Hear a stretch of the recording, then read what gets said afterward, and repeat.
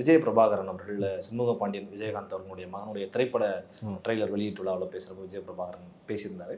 ஒரு செய்தியாளர் சந்திப்பில் பார்க்குறப்போ சொல்லியிருந்தாரு, எங்களுக்கு விஜய் அவர்கள் வந்து எதிரி கிடையாது, எப்படி வேணா இருக்கும் சூழல் எதிர்காலத்தில் அப்படிங்கிற மாதிரி சொல்லி தேமுதிகவினுடைய வரவு தாவேக்காவை நோக்கி வரக்கூடிய வாய்ப்பு இருக்கான்னு கேட்குறேன். ஏன்னா அதிமுக அவங்களுக்கு அதிருப்தியில் இருக்காங்க, அவங்க சீட்டு கொடுக்கல அப்படிங்கிற ராஜ்யசபா சீட்டு இல்லைங்கிற மாதிரியான விஷயங்கள். ஸோ அவங்க தாவேக்கா வரக்கூடிய வாய்ப்பு இருக்கா?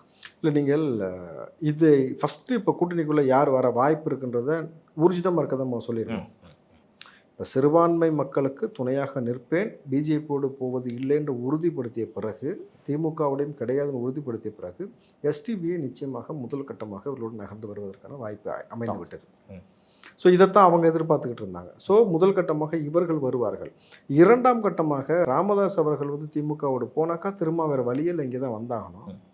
சரி, அவர்கள் வராரு வரலன்றதை தாண்டி தேமுதிக வந்து பார்த்தீங்கன்னாக்கா எனக்கு தெரிந்து தேமுதிக மீது பெரிய நம்பிக்கை இல்லை. விஜயோடு வருவார்கள்ன்ற நம்பிக்கையெல்லாம் கிடையாது. ஏன்னா வந்து பார்த்திங்கன்னா ஒரு முதிர்ச்சியற்ற தன்மையோடு பேசி கொண்டு இருக்கக்கூடிய அந்த நபர்களாக இருக்கிறார்கள். ரெண்டாவது,